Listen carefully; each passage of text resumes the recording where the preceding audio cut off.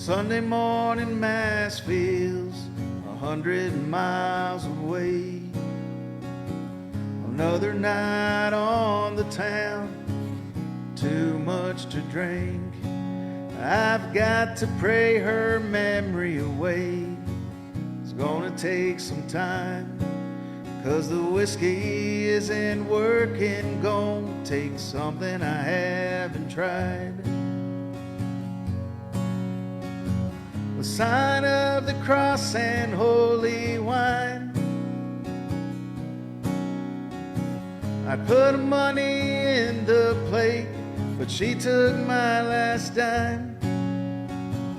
Your cheating heart keeps playing in my mind. The whiskey isn't working, so it's a sign of the cross and holy wine. I stumbled out the pew at church and into the parking lot, feeling good till I seen the ashtray and the ring I bought. Yes, she was the girl of my dreams. Turns out her dream wasn't me. Got a mile down the road before I turned around, got back on my knees.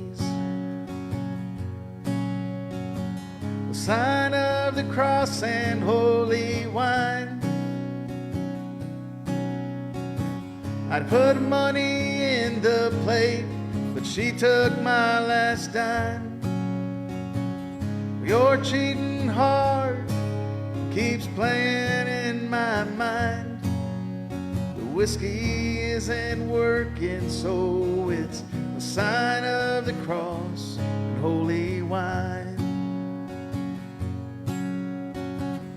I was living blind, but now I see. Yeah, he had a plan when she smiled back at me. The sign of the cross and holy wine. He sent me an angel in just the nick of time. Amazing grace keeps playing in my mind. Have faith in the man above. The sign of the cross and holy wine.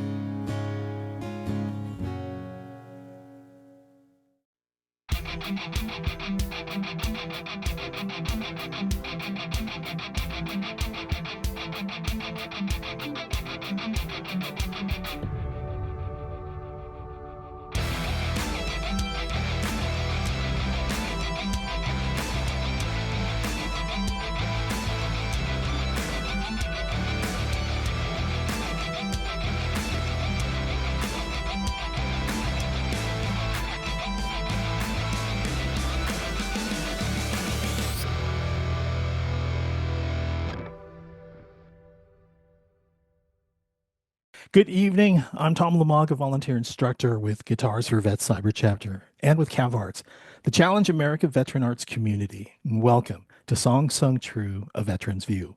Tonight, we are going to feature the original songs and stories of Mr. Joe Allen Christi. Let me bring him up on screen right now. Hey, buddy, how's it going? Doing great, brother. Thanks for having me. Appreciate it. You bet. We originally had you on our show. You kind of, filled in the music where Jason Steiner, Mr. Yeah. Aerostock president, who we interviewed earlier this year. We were kind of like, well, who can we bring on board to share some of the music? And when you did, oh man, it was really, it was so enjoyable. We had to have you back. Thank you. Had to have you back. And, it's really funny. Since then, we crossed paths. We actually ran into each other over at the Aerostock Ashland Festival, and we had a chance to sit down and play music together, which was a real thrill. Yeah, that was amazing. I love that. That was definitely one of the highlights. Yeah. But hey, listen, we got a whole hour of nothing but Joe Allen Christi. You've got some songs that you've you've written over the years, including some new stuff. Is that what I understand? You're going to be sharing some new stuff with us? Yeah, one song I pretty much finished yesterday. I've been working on it for a while, and I think I got it where I like it. So yeah, I think it's done. Oh man, that's great. We're going to be talking about your songwriting, and we're going to look at things from the different perspectives and what music does for you. We're going to talk about that. Talk a little bit about your military career with the Air Force, 24 years. Yep. Amazing. That's just amazing. And some other things. We have Paul Lilly with us as well too. I just want to say hi to him real quick. Hey, Paul, how's it going? Thanks for joining us this evening. Great. Yeah, it's Thanks. good to see you. It's always great to have you. Paul's going to be fielding our questions as he usually does, and Awesome. he may throw some curveballs at you that it's really, I love having him throw these questions out because I can't think of them, and he's got some really cool questions to ask as well too. So Well, anyway, the pressure's on. no, not at all. Not at all. I've seen this man play live before, and I'm so excited to hear about all of the experience. But so come back, Paul. All right, I just wanted to All say hi. right. It's good to see you, man. Let me start off with the bio that you shared with us. Sure. It is on your website. So let's see here. It says Joe is a country singer-songwriter and independent artist from Texas. A 24-year U.S. Air Force veteran, Joe channels his life experiences into songs that resonate with authenticity and heart. His music reflects deep faith, a love for country, and the warmth of family bonds, all woven together through this passion for storytelling. Each song he writes captures a piece of his journey, inviting listeners to share in stories of resilience, devotion, and connection. With a rich, soulful voice and a knack for heartfelt lyrics, Joe continues to make his mark on the country music scene as a genuine voice of experience and integrity. And if that first song that opened up the show is any indication of that, we have things to definitely cover. So let's get right into it. Let's talk Sure. about that song. I think when you and I had a conversation about it, you had mentioned to me just how much you enjoy singing that song. It's your song too. Yep. Can you talk a little bit about that?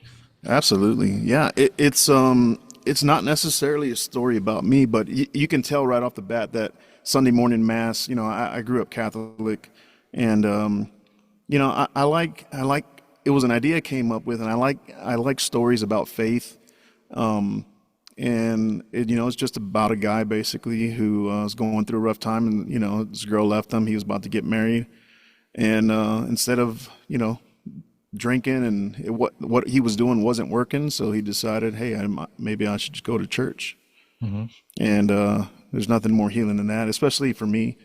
And yeah, and I like I love the how it the story changes. Mm-hmm. It's because, and I think what I really like to do is do a video for that, because I don't know if the bridge is clear enough, but basically he's doing that. He's going to church, and then a girl at church smiles at him, and it's happy ever after. So I really love those faith-based kind of songs. Man, is this your first too? Is this the song that got things started for Joe Allen Christi? No, actually, it's probably the seventh or eighth song that I wrote, something like that. And yeah, it just flew. Like, I think I wrote it really fast. I think it took me maybe a couple of hours. It was just an idea that I had, and I don't know, it just happened. And then what was funny after that song, I didn't write a song for 6 months because I felt like I had some writer's block. That one But kind of took everything out of you. It's yeah. nice.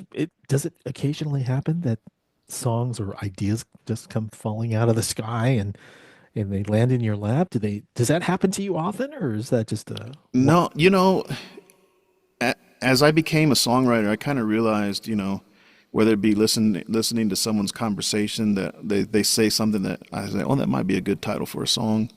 Your ears, you learn to listen a little bit more than if you're not a songwriter, just because you're always searching for that idea and that inspiration, and that's the kind of stuff that comes to me. I got a book here of like a bunch of just titles and ideas in my phone that hopefully eventually I get to. That's wonderful. Have you converted over to the digital format yet? Or are you still using a? I usually write on a Google Doc, Oh, okay. You so are. that's kind of what I do, especially when I co-write.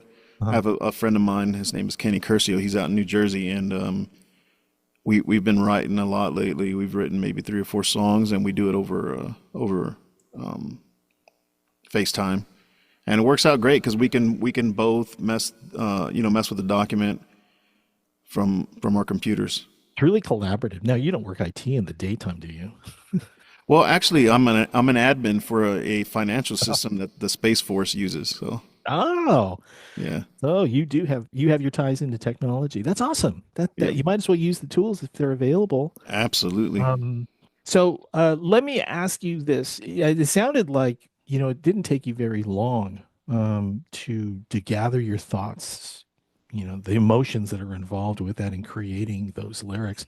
Yeah. Were you really pleased? How many passes did it take for you until you were really satisfied with, I liked how this turned out? Or was this like first time's a charm kind of thing?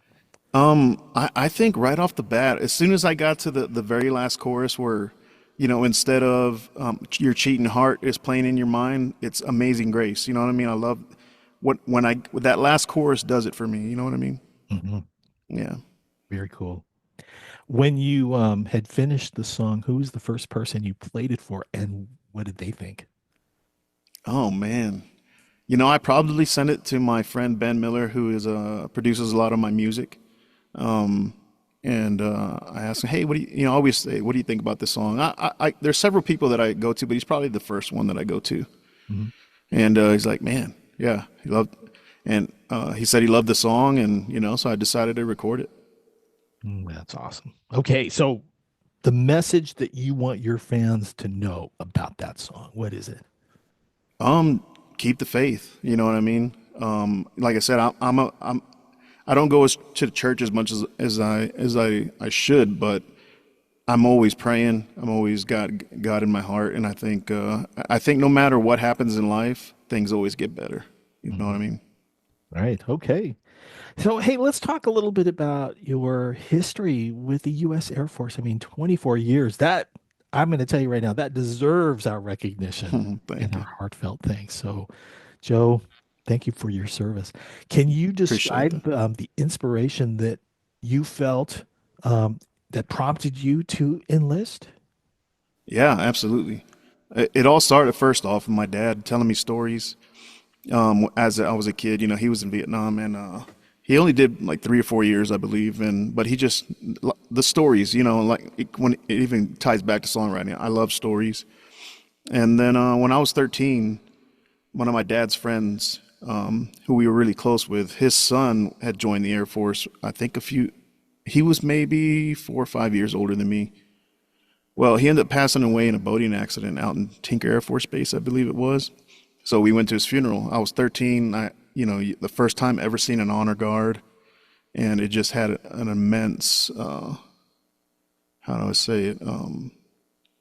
It just touched me. To see how sharp they looked, and you know, um, it was just inspirational. I knew right then and there that I was gonna join the Air Force.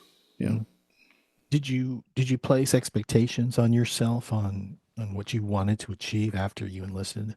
Or, I mean, did you have something visionary that said, this is this is the motivation that got me here, and now I want to accomplish this? Got any idea? Honestly, Mhm. yeah, honestly, as a young guy, it was more. I just want to have fun. That's how it started out, honestly. Is that how it is? At least for Coming from me. the son of a Marine Corps, you know.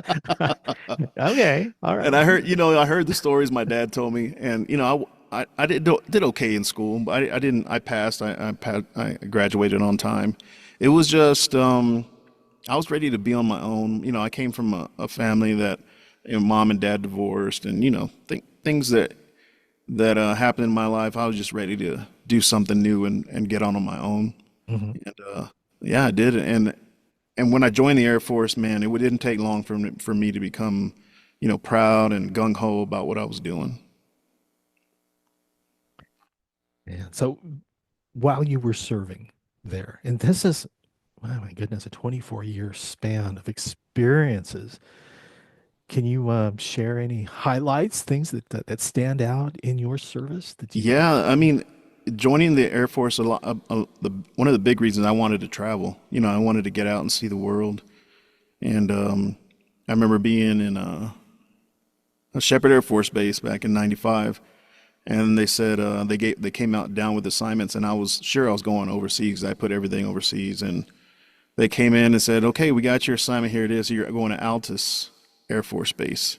And I was like, "Yes," because I thought it was over. I never heard of that base, so it must have been overseas. What was it? I'm sorry, I'm not No, familiar. Altus. So Altus was about 150 miles north of Shepherd Air Force Base out in Oklahoma, in the middle of nowhere, pretty much. Living the dream. But yeah, but from there, I was only there a year. I got sent to Panama, Howard Air Force Base in Panama, and the highlight there is definitely meeting my wife. That's where I met her. She's Panamanian. All right. Yeah, and my daughter was born there. So Yeah. Wow. Okay. Um, Challenges. Do you anything that stands out that you'd like to share with us while you were serving? I mean, it was 24 years. My goodness. I mean, I'd love to sit down over. Well, next time we go to Hero Stock, we'll talk more yeah, absolutely. No, for sure. But anything come to mind that it's kind of like, yeah, it's not quite what I expected here, but I'll deal with it. there's definitely challenges, and when it comes, especially once you become a family man and having to deploy. I went to Korea twice, so I did a year each time, and then also, unaccompanied, and then one deployment or two deployments, one to Bahrain, and then one I went to Virginia, but that was just a TDY. But yeah, I was probably gone a total close to 3 years, Mm. and yeah, that's definitely a challenge, especially when you got a newborn, or and you have to head out. And the first deployment was challenging because I was only supposed to be there 3 months, and I got there in December of 2002 in Bahrain, and in February, the month I was supposed to leave, we got pulled into the base theater and told we were there indefinitely because the war kicked off in 2003, March of 2003. So they started ramping up, and we didn't even know when we were getting back home. So that was tough, especially being away from the family for the first time. But excuse me. But you get through it, and you meet people that help you get through it. Friends that you have for the rest of your life, and we all rely on each other to get by. So let me ask you this and just kind of angle this towards the music because we're still, we haven't even touched Yeah. on when music came to your rescue, if you will, if that's even an accurate statement. At what point in time were you introduced to music? Was this before you joined the Air Force, or was this something that happened while you were serving? Yeah, I've always loved music. I would sing in the car, the country music or whatever it was that I was listening to. Sitting shotgun with my next to my dad, he always listened to the oldies and stuff. But I wasn't a good singer, and but I always had a love for music. But it wasn't until late. I didn't even pick up a guitar till I was 38, while I was in the service. Yeah, Wow. Okay. So yeah. So I'm all of the questions that I had about what was your first musical instrument. I think you answered that one. yeah, Wow. 38. Okay. Cool. yeah. You know, I'm going to hold off on the questions because we're at that point where we would love to hear you sing one of your originals. What do you got for us? And what's the Absolutely. story behind it? Yeah, so this one is called Bonfires in Strawberry Hill. I just got word the other day that it was 98 on the official Texas music chart. Way to go. Yeah, Wow. so I was You're pretty, a charting artist. yeah, I was excited about that. And I basically bet. yeah, it's a true story about me, being in high school with my buddies. Like the friends that I had in high school, we were inseparable. There was five of us, and then we had other friends that we always hung out with. And one thing we did, it was bonfires, because I'm from Corpus Christi, Texas, so Padre Island's just right down the street. So we'd get our dad's pickups and go behind Walmart, take all the pallets from the back, and take them to the beach and dig a hole, and just we'd literally stay there all night. I worked at Montgomery Ward, that store that I think most of them are closed now. Yeah. But yeah, I so remember them. Wow. Yeah, and I was one of the guys that unloaded trucks, and I remember several, at least a few times where it went straight from the beach to work. So we had we had a Wow, little So, bit too much fun. what a life, man. so, Yeah. so the Strawberry Fields isn't a Beatles reference, huh? No, no. Strawberry Hill. It's like Boone's Farm, Strawberry Hill. That's all right. Oh yeah, I remember that too. All right, That's well, yeah. yeah, Joe, fire it up. Let's hear it. Joe Sure. Allen. Yeah, this one's called Bonfires in Strawberry Hill.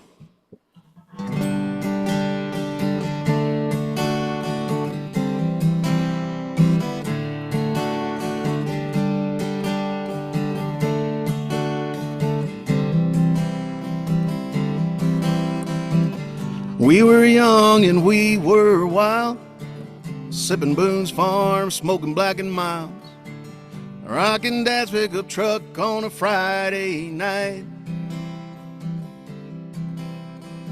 3 doors down the street from her house, she snuck out quiet as a mouse. Put her in drive with a stick shift between her legs. Headed to Padre with pallets to burn, a bunch of kids with a lot left to learn. Not a care in the world, future bright but unclear. It was bonfires in Strawberry Hill, singing campfire songs, man, I get chills. It was holding on to your girlfriend tight in puppy love, so wrong, but it felt so right.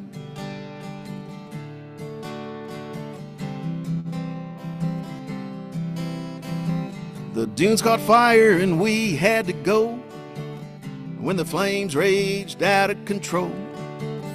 In a convoy of trucks headed back to town,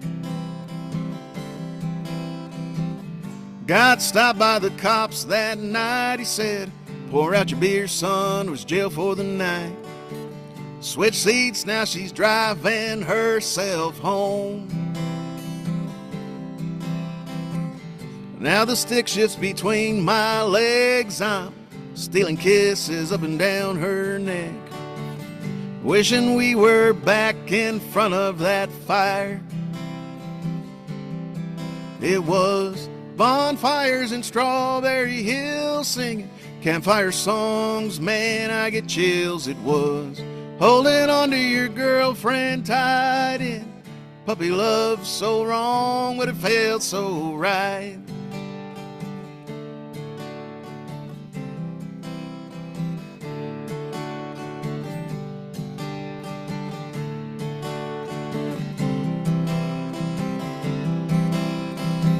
Don't take the girl on the radio singing into her eyes, we both wanted more. It wasn't meant to be, her mom was waiting outside. The next day I waited for her call. When the phone rang, we talked about it all, reminiscing about last night and the fun we had when it was bonfires in Strawberry Hill, dancing around the flames, man, I get chills. It was holding on to your girlfriend tight in puppy love, so wrong, but it felt so right.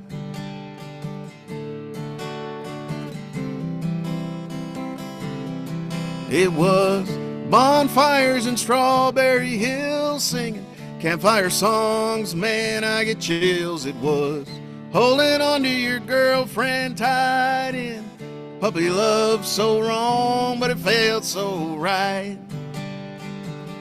It felt so right. It felt so right. Joe Allen Christi, everyone. All right, man. I'll have to tell you that, when it comes to music, and, when we start writing our songs and we draw ourselves back into time and the experiences that we have, of course, Boone's Farm. Yeah. It brings back some pretty good memories. And it sounds like it did for you too. Well, yeah, it's funny because that's what, you're not supposed to be drinking in high school, but, the times have changed, especially a lot. but it's like one of those things that's kind of how you get started until you get the taste for beer. You know what I mean? Yeah. I'm afraid yeah, I can relate to that for sure. Hey, so let's go back to your youth. Let's Sure. talk a little bit about the introduction to music. I mean, when do you recall when you heard music for the first time and it's like, bam, wow, Yeah.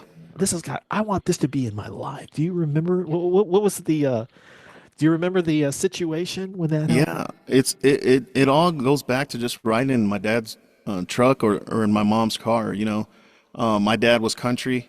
That's what basically all he listened to, and the old stuff. Merle Haggard, Waylon Jennings, Willie Nelson, all that stuff is what I got started on, and Kenny Rogers, of course. And in my mom's car, it was Tejano music, so it was Spanish music. And my mom was always singing in the car. And she liked country too, but not. She was mostly listening to Tejano music. Did they encourage you to play? They knew that music had that impact on you. No, I always wanted to. I know I always wanted to learn guitar, but it was just one of those things I just never did. I took guitar class like in high school, but it was a semester and I didn't learn much. I don't think I was as motivated, until I got to a certain age. And yeah, so yeah, just growing up, being in the car, listening to my mom sing, listening to her music, and my dad playing country, and you know, it was one of those things that music can take you back to a specific time and place, and I even though it was kind of rough when I was a kid, especially when your parents and divorced when you're young and you're the oldest, and you're the one kind of remembers everything because I think I was maybe 8 or 9, so I was able to remember. And my brother and sister, they probably don't remember as much as I do. Mhm.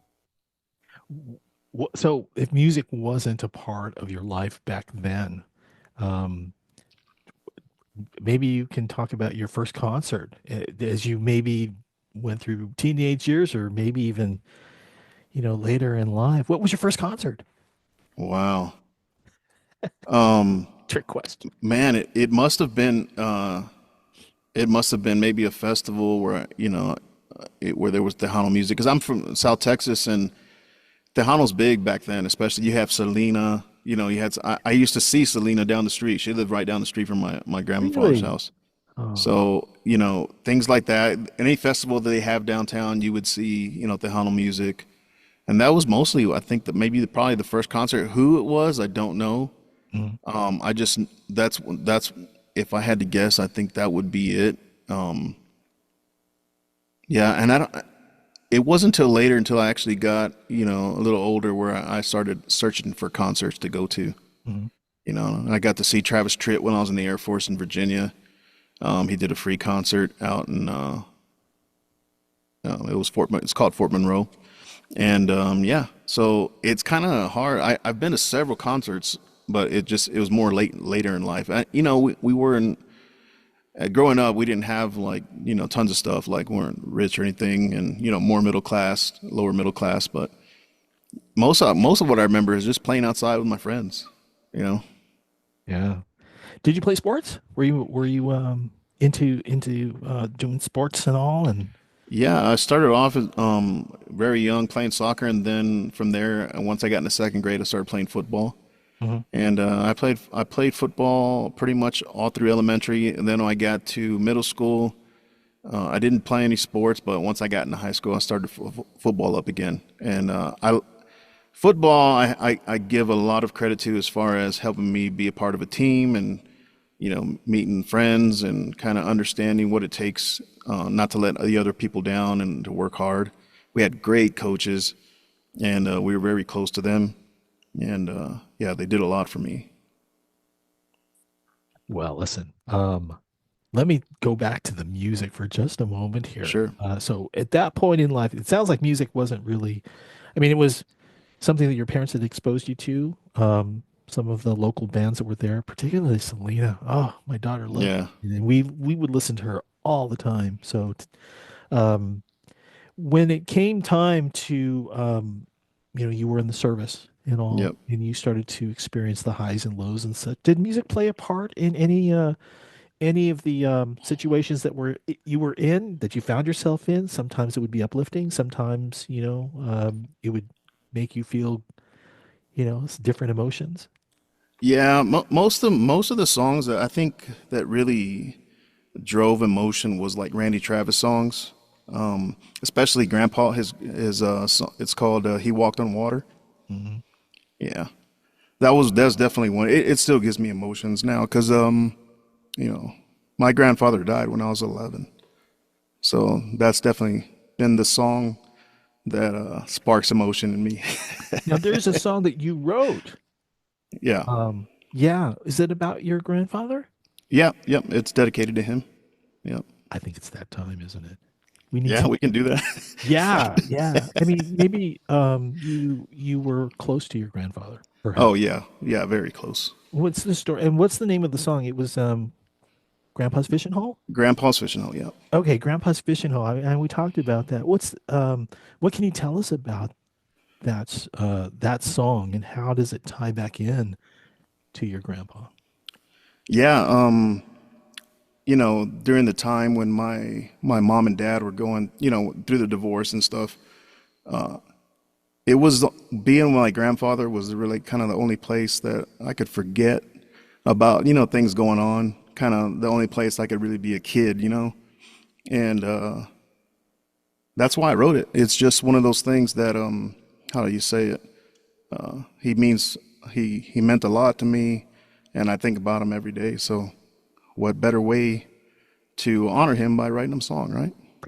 Yeah, let's before we get to that song, I know that in the Guitar Service Learning Center, we have offered up songwriting as a part of the curriculum that we offer. And Yeah, often, we talk about what is songwriting. Not only is it choosing chords and writing lyrics, but there's a real emotional tie to songwriting. And it sounds like that's the path that you're going down. This is not just a bunch yeah. of words. This is an emotional journey. Would you agree with that? Oh, 100%. Ever since I started writing, I don't know what it is. Maybe it's like a light switch, and when you're writing, that the emotions come out, and it's very healing. Because How, I haven't really, I'd never really, since I've started writing, I get emotional quite a bit, and but I love it, and I love sharing that story, and it's just one of those things that heals, and it gets stuff off of your chest, kind of thing, Mhm. and since I've begun writing, like I said, it's just emotions just flow, and I never know when it's going to come. And obviously you've written at least 8 songs that you had mentioned earlier. Yeah. And each one I would imagine is an emotional journey. Yeah, definitely. There's been some songs, you write with co-writers and you're working on other people's songs and their ideas, and you try to place yourself in that part where you're feeling what that song is trying to say.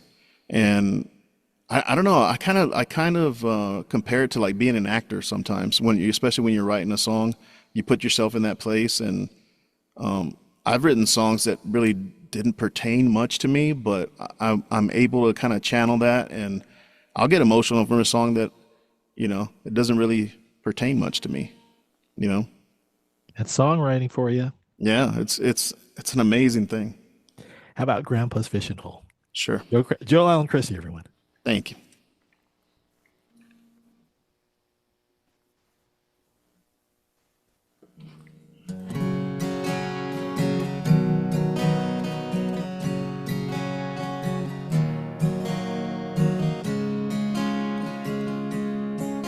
I was just a kid from a broken home. Mom and Dad couldn't get along. Spent many nights crying myself to sleep. Only saw Dad 4 days a month, sometimes less 'cause he drove a truck. But Grandpa was there when he was on the road. and riding shotgun in Grandpa's truck, headed to his favorite fishing spot. It's the only place where I could be a kid. It's where I caught my first fish. He laughed 'cause I was scared of it. We talked about life and how to be a man. He said, don't put off what you can do today. Say what you mean what you say. Find yourself a good one, don't let her go. Life lessons learned at Grandpa's fishing hole.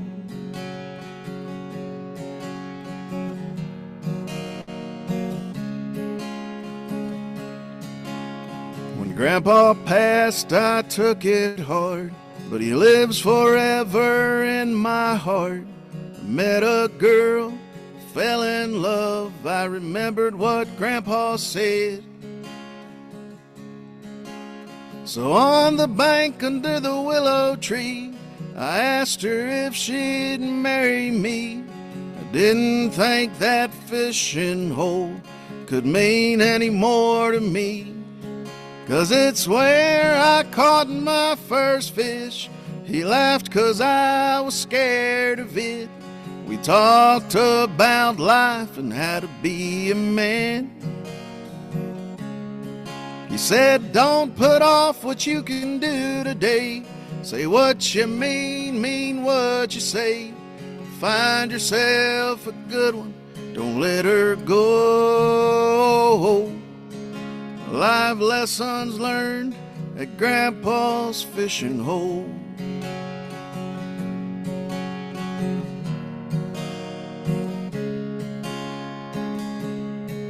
Our kids love that fishing spot. They fish, swim, and laugh a lot. We picnic on the bank under the willow tree. I miss that man, but we're making new memories. It's where they caught their first fish, where their mom and I had our first kiss. Grandpa's gone, but he lives in the words he said to me. Don't put off what you can do today. Say what you mean what you say. Find yourself a good one, don't let her go. Life lessons learned at Grandpa's fishing hole. Can't imagine life without Grandpa's fishing hole. Joe Allen Christi, Grandpa's Fishing Hole. Hey, is that on an EP or anything? Or you have you got enough songs for an album? Or That I actually recorded that one. It's out, and it's probably my most streamed song. It actually is. I think, yeah, it is my most streamed song. so we can find you then on all the streaming platforms. Yep, Spotify, Apple Music. Awesome. Yep. All right. So when did you decide that, you know what, I've got it in me to be a singer-songwriter? Were you still in the Air Force at that time, or? Yeah. So I went through a period in my late 30s where I was just I felt like all I was doing, like going to work, coming home, watching TV. You know what I mean? The kind of thing you get in that rut where you're like, you're not doing much. And there was just a decision that I made that I was going to stop watching so much TV and learn something. And during that time also, my daughter was kind of going through some struggles being a teen. So I figured I'd buy her a guitar, buy me a guitar, and something we can do together. And yeah, it turns out teenagers don't want to hang out with their dads. So it was kind of like a moot point. But yeah, I stopped watching TV, decided I was going to learn something. I also started doing endurance racing. I was doing Spartan races. I was doing triathlons and marathons and things like that. And yeah, so I got used to putting myself in uncomfortable situations. I've done like really long endurance running. I was doing long distance obstacle courses and of course triathlon, half Ironman, Oh, which is mile swim, uh, what is it, 53-mile bike ride, and then a half marathon. So yeah, you're talking about 7 hours of exercise. and all through that time, you're singing which song in your head to get you to the finish line? Is there?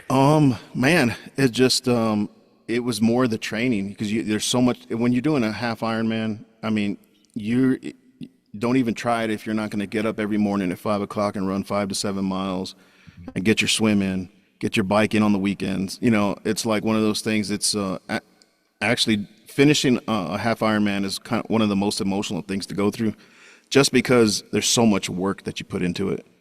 And Yeah.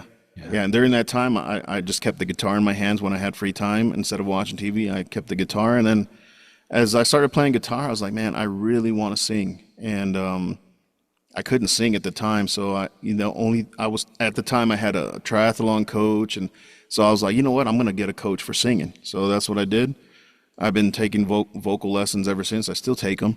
And because I know I have a lot of improvement that I can make. And that's kind of how it all started. And then and during that time of playing guitar and singing covers, I was like, man, I really want to write my own songs. And it took me years to be able to write a song. I mean, it was one of those things where you sit down and try and nothing's coming to you. And then all of a sudden I wrote Bonfires in Strawberry Hill. That was my first song that I ever wrote.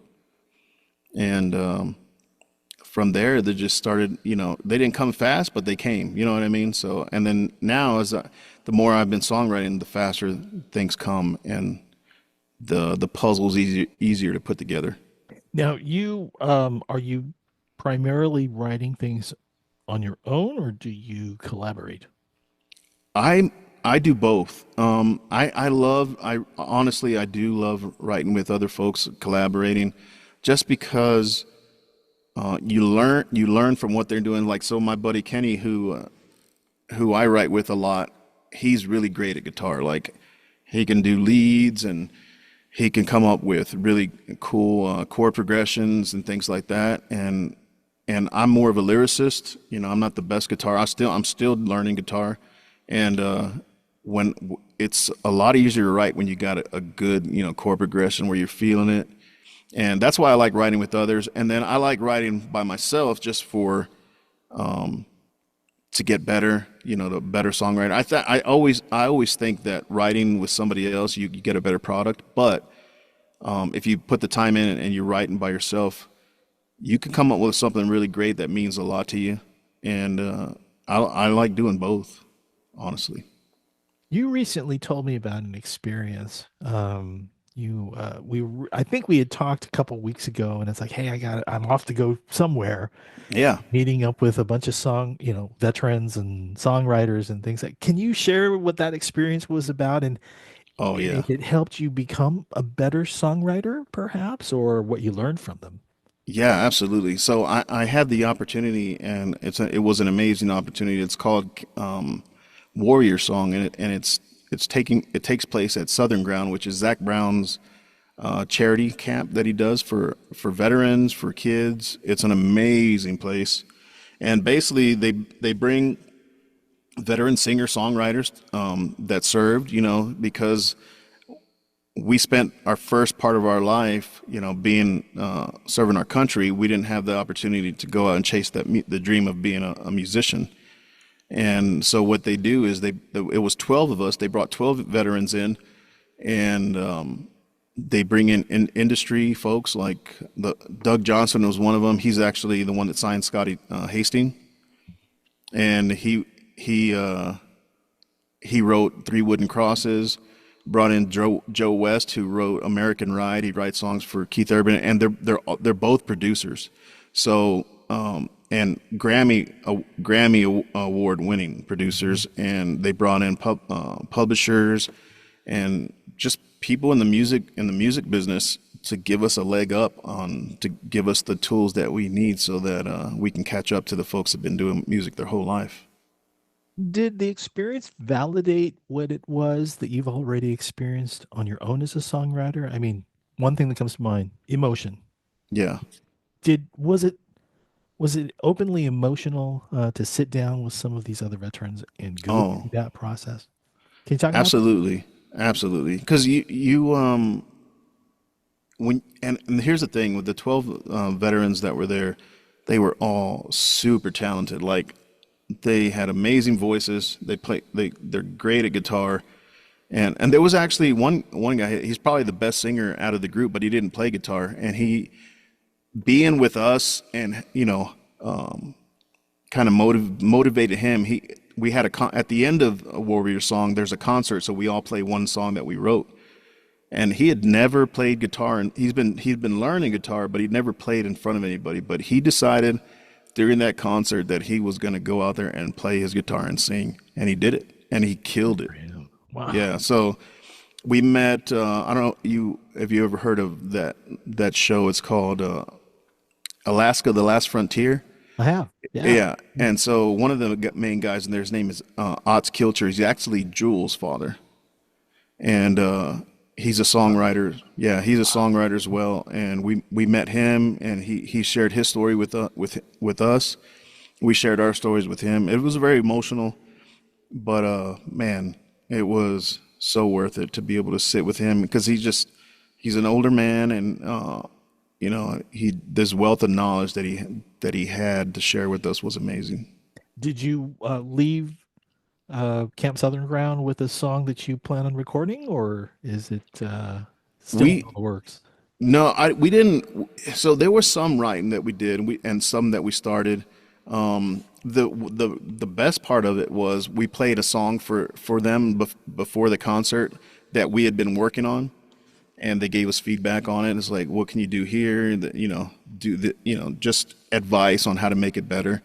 And really, the stuff that I learned there, I think I'm really looking forward to the songs that I'm gonna write, because I feel like going through that experience made me a better songwriter. Just being around them, and then the advice that they were giving, it was priceless. And I have to tell you, Guitars for Vets has made its mark on Camp Southern Ground, because there are three artists that I've interviewed here on Song Sung True. Scotty Hastings. Yep. We also just recently had John Hensley. Yeah. We also Great had guy. Shannon Book.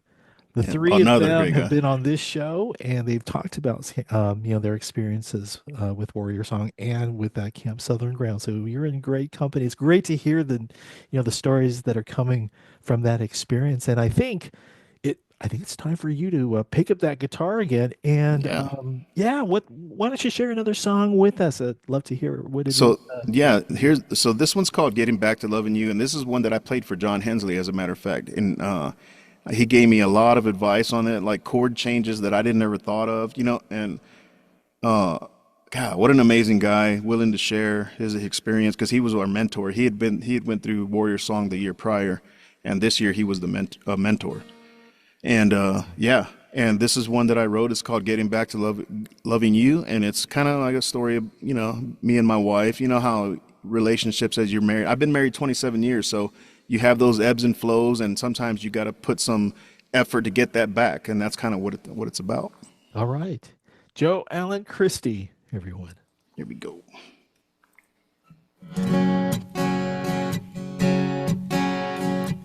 We fell in love on a sawdust floor to the sound of a steel guitar.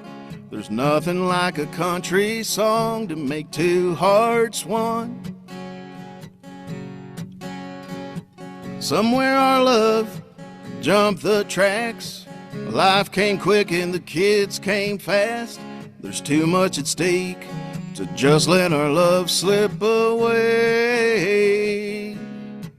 I wanna get lost in a song with you, like we did way back then, and get back the love we lost forever and ever, amen. And when we get behind closed doors, we'll kick off our cowboy boots, with nothing on but the radio, getting back to loving you. Baby, you ain't just a soccer mom. Those tight blue jeans still turn me on. So put down that broom. There's only one thing I want to do with you. Get lost in a song with you, like we did way back then. Get back that love we lost, forever and ever, amen.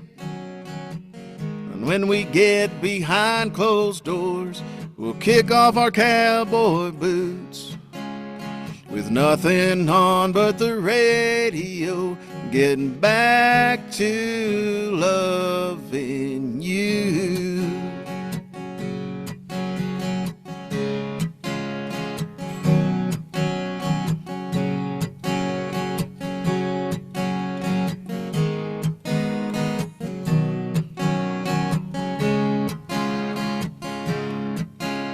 Till death do us part, I'll owe you 1,000,000 kisses. Gonna spin you around every Saturday night, make up for what we've been missing. 'Cause I wanna get lost in a song with you, like we did way back then. And get back that love we lost, forever and ever, amen. And when we get behind closed doors, we'll kick off our cowboy boots, with nothing on but the radio, getting back to loving you. Yeah, with nothing on but the radio, getting back to loving you. All right, Joe Allen Christi, everyone. And that is a song that is yet to be released, right? Correct. I just literally finished yesterday. Well, real good. More success coming your way. We hope with these songs that you're writing and sharing with us. Matt L., who is joined us, is dropping off. He says, "Great job, Joe." Thank you. Appreciate that. Unfortunately, his technology was acting up like technology was acting up on us. Hey, Tom. Yeah.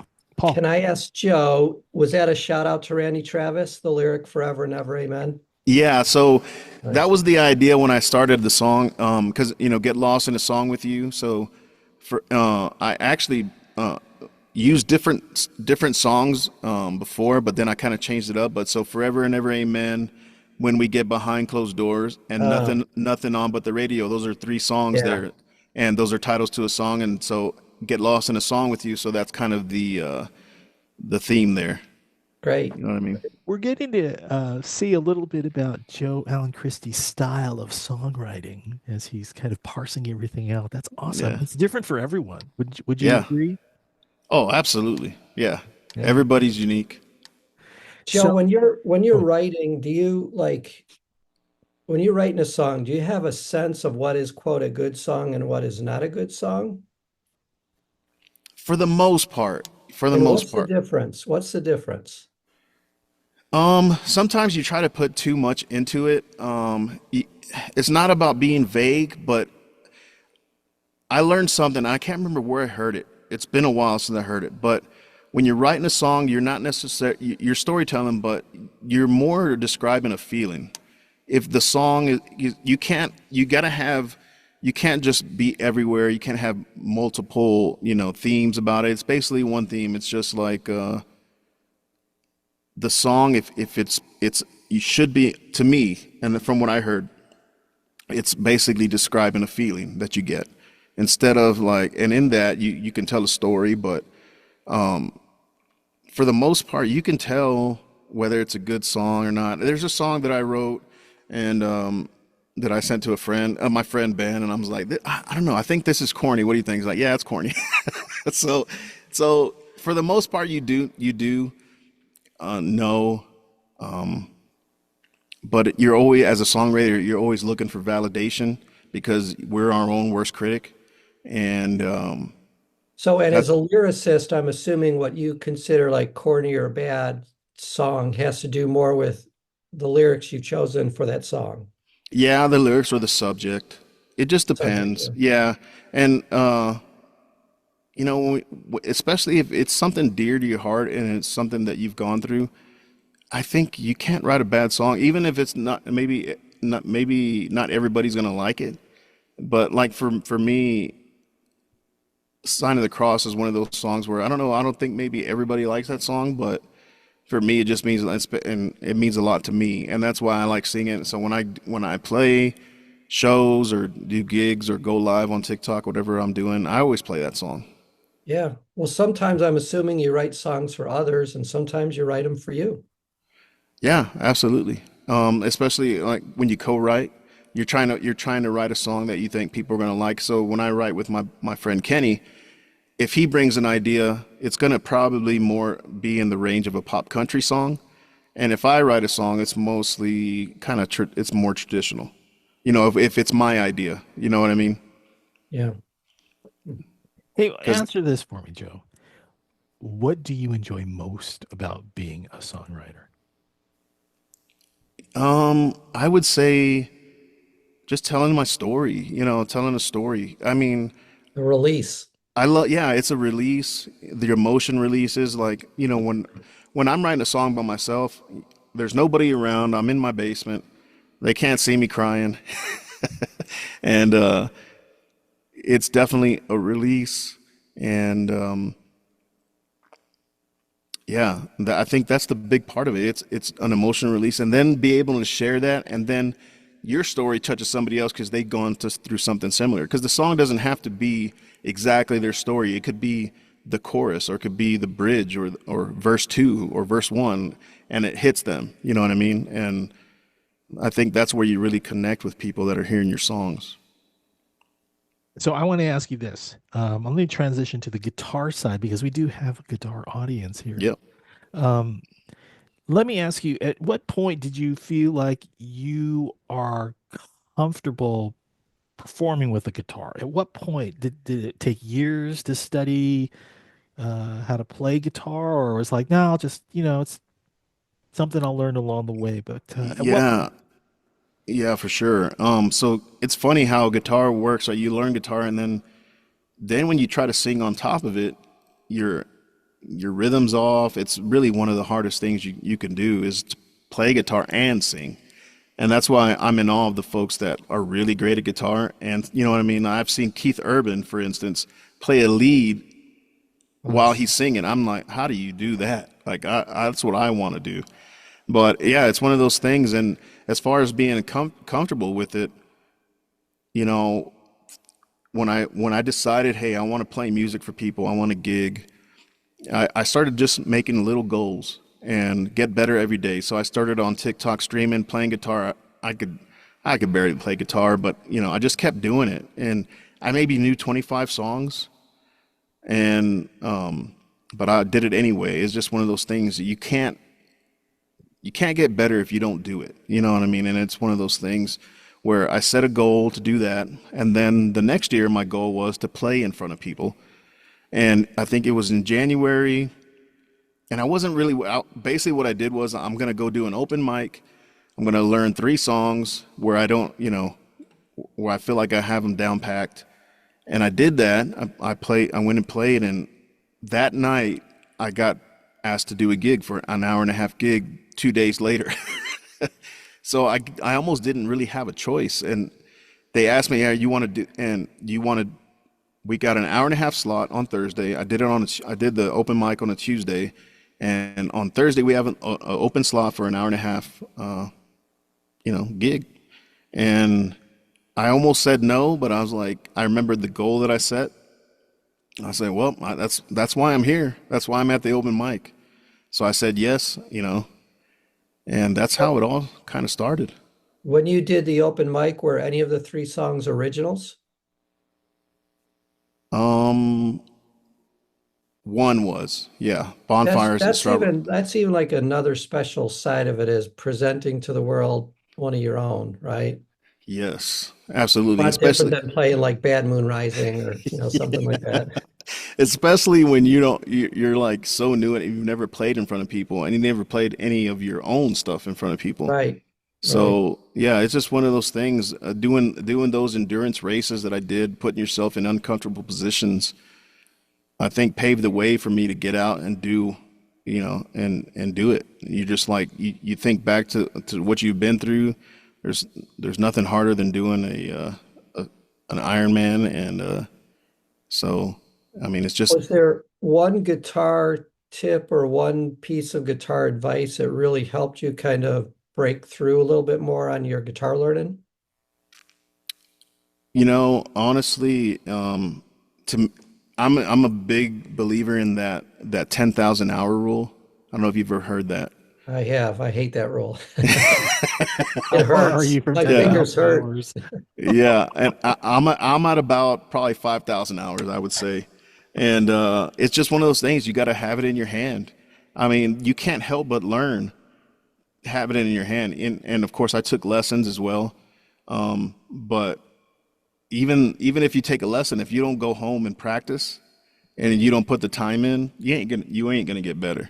So like I said, I'm a firm believer in that 10,000 hour rule, and I believe that that's what it takes. I don't think there's nothing that we can't do in life that we don't put our minds to, and that's what doing that endurance racing and all those things that I thought I'd never do got me. So have you tried the F bar chord then?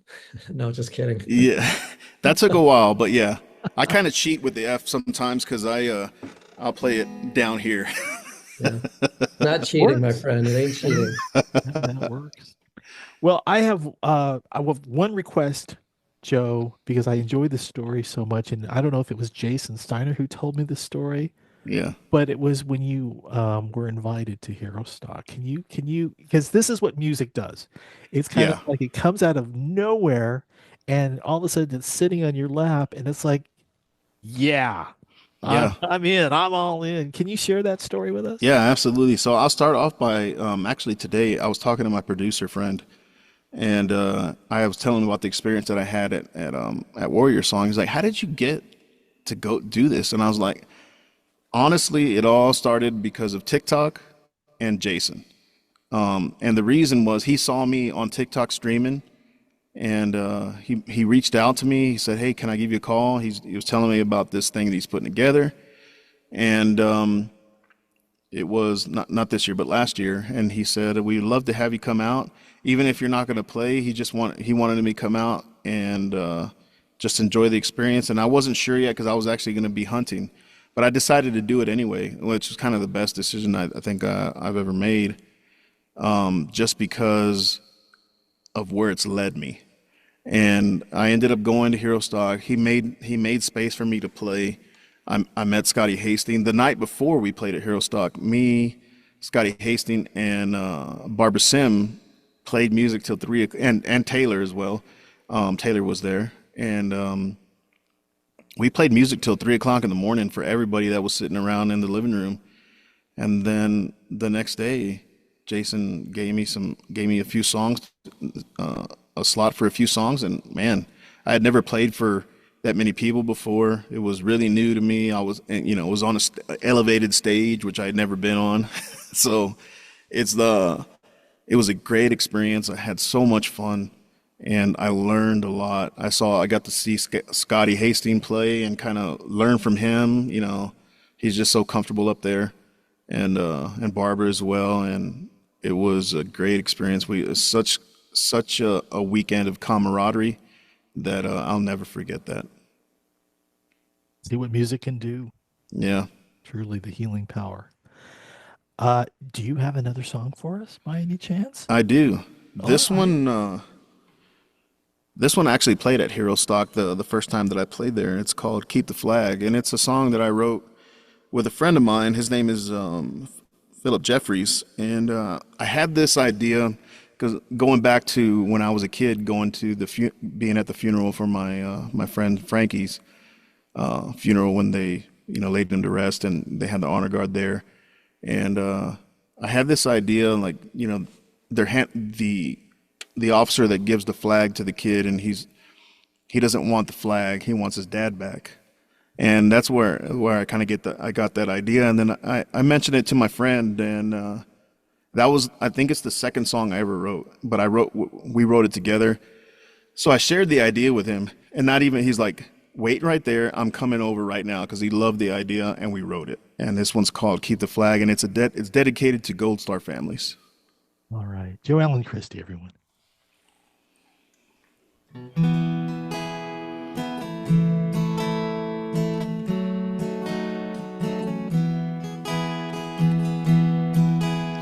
He woke up one morning to the sound of a telephone ring. His dad was lacing his boots, bags were packed up to go away. He was 7 years old when his daddy left to fight in a war. And he's too young to understand what for. He said, be brave, my son, I'll be home soon. The boy held on to hope till he got that awful news. And as they folded up the stars and stripes, 21 guns pointed towards the sky. As the shots rang out, he flinched a little each time. Then a soldier in his best dress walked up to him, and you know the rest. But through his pain, the soldier's words fell flat. He said, you keep the flag.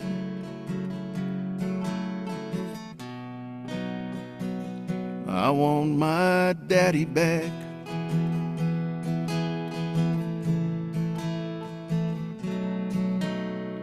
There ain't no book on how life can go on without his daddy. Their house ain't a home. And there's certain things a mama just don't get, like baiting a hook or oil in a catcher's mitt. She watches him play catch with a wall. He's talking to his daddy like he never left at all. And as they folded up the stars and stripes, 21 guns pointed towards the sky. As the shots rang out, she flinched a little each time. Then a soldier in his best dress walked up to her, you know the rest. But through her pain, the soldier's words fell flat. She said, you keep the flag.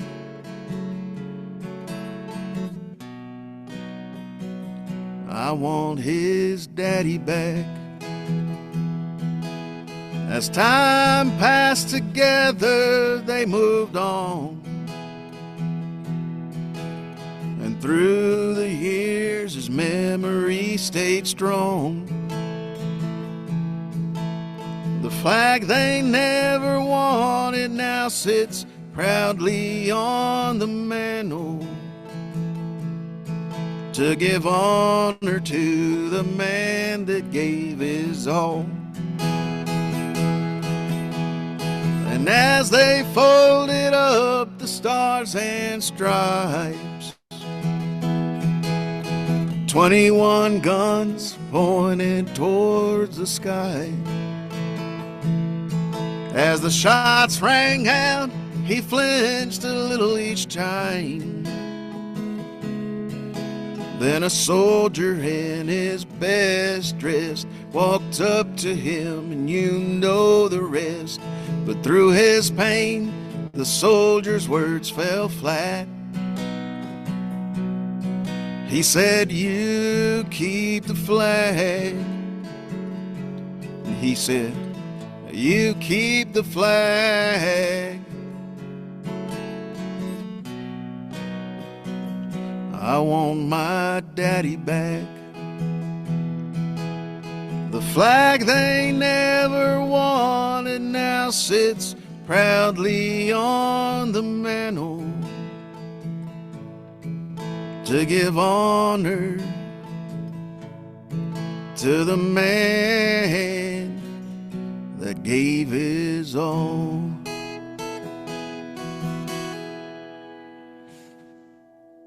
What an excellent song. Joe, boy, storytelling. You can sure share them.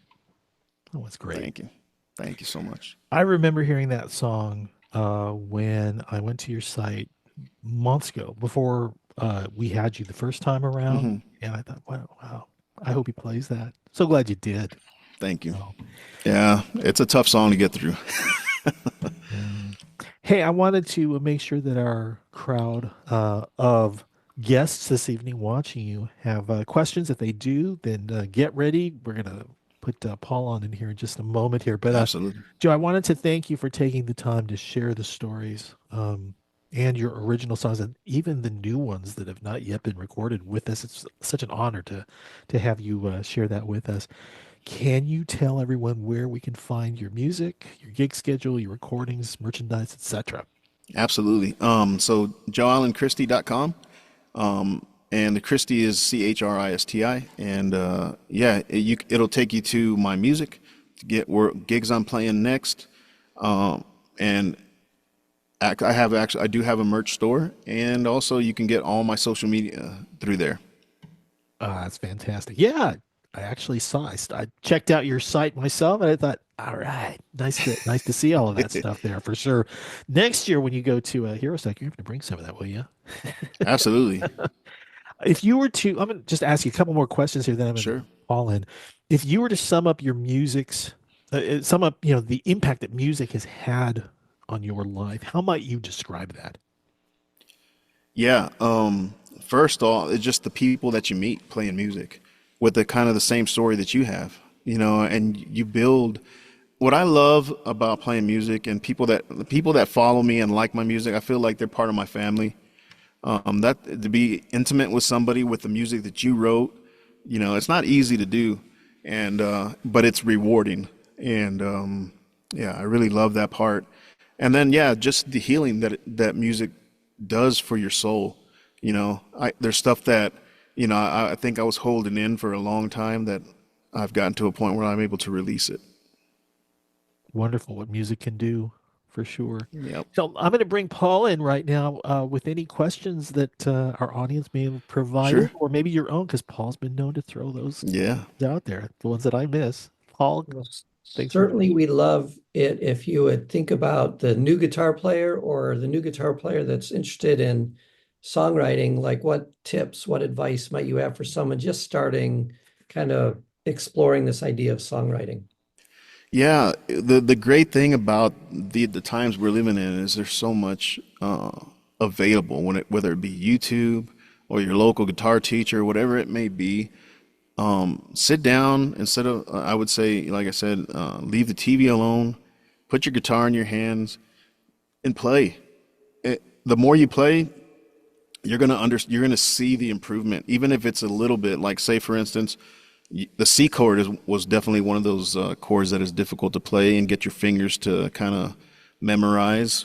But the more you do it, even if you're just sitting there at your guitar and just doing this, you know what I mean, and then switching to the D, whatever it may be, just you can do that anytime. When you're watching TV, you don't even have to make noise. You just do the motions, the G, C, D, and start off that way. And if you want to be a songwriter, start writing right away. Don't wait for the music to come. Start writing stuff down, write ideas, write poems or poems, and start now, even before you think you can write a song. Just start putting stuff on paper and listen to people's conversations. Now, I'm not saying eavesdrop and like get mixed up, but and passing, it's like you're sitting in a subway or wherever you may be on a bus, or sitting at the airport. You can get, and then reading as well, like picking up the newspaper We'll give you ideas. And yeah, it's just, I think you just got to start now. And then when you start, don't stop. It's like I said, the 10,000 hour rule. I like what you said earlier about being very goal directed and setting a goal for yourself. I've got to play a fundraiser that's coming up, and the song that I'm playing on is not a song I'm familiar with. Yeah. And, I was kind of feeling, I know that the more I get the reps in, the more confident I feel. Yeah. I was feeling kind of anxiety about it coming up. I'm not happy with like my progress. And I'm like, I'm just going to get X number of reps in a day. And that was Yeah. like 3 days ago. My fingers hurt, but I feel much better.